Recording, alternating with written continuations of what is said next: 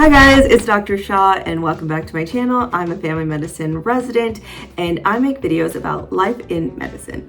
So without further ado, let's get right into it. The patients that I typically see in clinic, I have gotten several questions that come up quite frequently. And so I thought it would be helpful to discuss some of that with you guys and share them. We can talk about it. So one of the biggest things that I get in clinic is questions about cholesterol. Let's say your doctor tells you that you have a high cholesterol. What does that even mean? What is LDL? What is HDL? What's good cholesterol? What's bad cholesterol? What is triglycerides? What does it all mean? And I'm here to help you with that. All right. Just before we begin, this is not medical advice.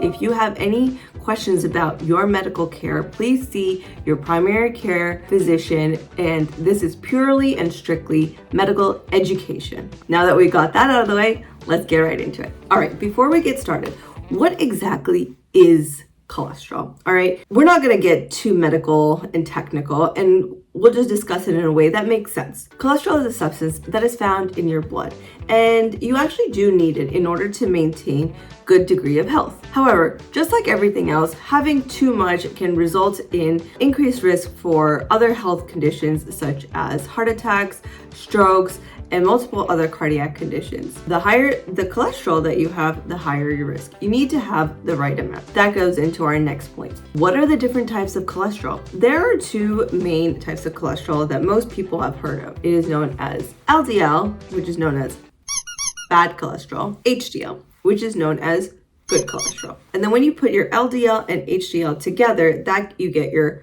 total cholesterol. Let's talk about your bad cholesterol, aka your LDL. All right, if you think about your arteries like a pipe, all right, so you can think about your arteries as a pipe that the blood flows through. You would want to have the pipes as clean as possible without any obstruction to the flow of your blood to make sure that you get the appropriate amount of blood to all your organs. Now, the way that you can think about it is that you have LDL, which is the bad cholesterol. Essentially, what it does is that it forms plaques. It's kind of like it starts to collect on the side of the pipe, correct? So let's say the more that you have, the more obstructed that pipe is going to be. And the more obstructed that pipe is going to be, the harder it will be for the blood to flow through it. So that's a way that you can conceptualize it. That's what LDL is. It's kind of collecting on the pipes, aka your arteries, and the more you have, the more obstruction you ultimately will have in a very simplistic manner. Now, HDL is known as good cholesterol. And why is it called good cholesterol? In the simplistic and easier to understand manner, I'll just describe what it basically does and why it's considered to be good. So it's considered to be good because it actually, if the higher levels of HDL that you have can result in a decreased level of heart attack, diabetes, and cardiovascular risk factors. Why is that? Think of it as HDL being a little guy with a shovel peeling off the plaque from the walls of the arteries. And it takes that plaque and that cholesterol that had coated that pipe, and it is taken to the liver for excretion. So that is why the more HDL you have, the better it is for you, because it is focused on removing that buildup from the artery walls. So that's what we want to do. Now, the next thing that you may see on your blood test are your triglyceride levels. So we're going to get into it very, very briefly, but essentially triglycerides are not cholesterol. They are not calculated in your total cholesterol number. They're completely different.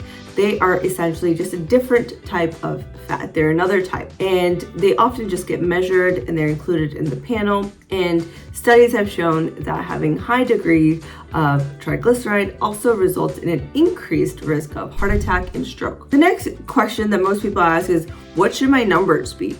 So I would say that I'm going to defer that to your primary care physician. And the reason for that is that the numbers and the goals really vary person to person depending on their concurrent medical history and medications and their own unique situation. However, in general, if you don't have heart disease, in general, you would want to have your total cholesterol less than 200. And there are varying goals for LDL and HDL. So now you go to the doctor's office and the doctor tells you that you have high cholesterol. What you should do is then ask them, what does that mean in terms of your risk your overall risk of having a heart attack, of having a stroke, or having a heart attack. Just having a high cholesterol is not always a reason to worry, and for that situation, you should ask your doctor. Some things that increase your risk of having a heart attack or a stroke would include things like smoking, high blood pressure, family history of heart disease at a young age, unhealthy diet, and just age. The older that we are, the greater our risk is, all right? The next thing is, do I really have to take medicine to deal with my cholesterol? And the answer is a little bit more nuanced than that, and it's gonna go back to you need to talk to your doctor. And the reason for that is because it really depends on your individual situation. What is your family history? What's your medical history? What risk factors do you have?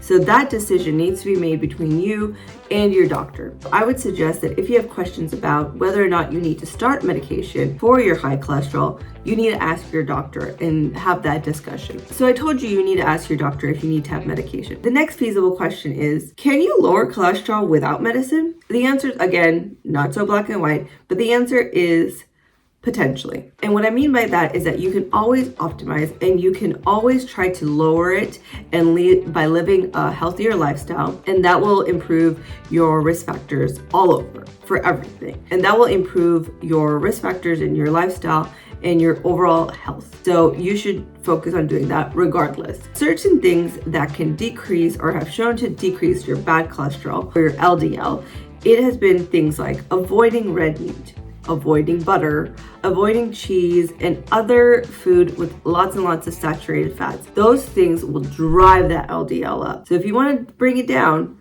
start cutting that out. The next thing, lower your triglyceride levels, because that will also result in a decrease in your risk of developing a heart condition or a stroke. The way that you can do that is to decrease your intake of sugary foods, fried foods, alcohol.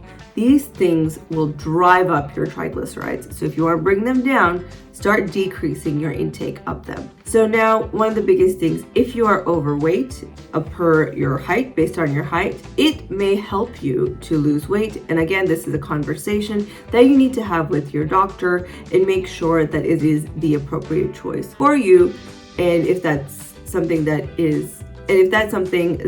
would benefit you, and how to go about it in a healthy, keyword, healthy way. We don't want you to starve yourself. That is not going to help. The other thing is get regular physical activity, even gentle forms like just walking. I tell my patients that even if you walk at least like a half an hour a day, that can really help a significant amount for your overall health, your mood, and it has tons and tons of benefits. So that's the other thing. You want to decrease your cholesterol, start incorporating increased physical activity into your day-to-day routine. Even if these little steps don't really change your cholesterol by a lot, they will improve your health in a big way and your overall quality of life. So those are things that I would recommend that you do. In the next video, I think I'll go into a little bit more detail about what to eat, what supplements work, things like that when it comes to cholesterol. All right, well, I hope you guys enjoyed that video and it was interesting, and I'll talk to you soon.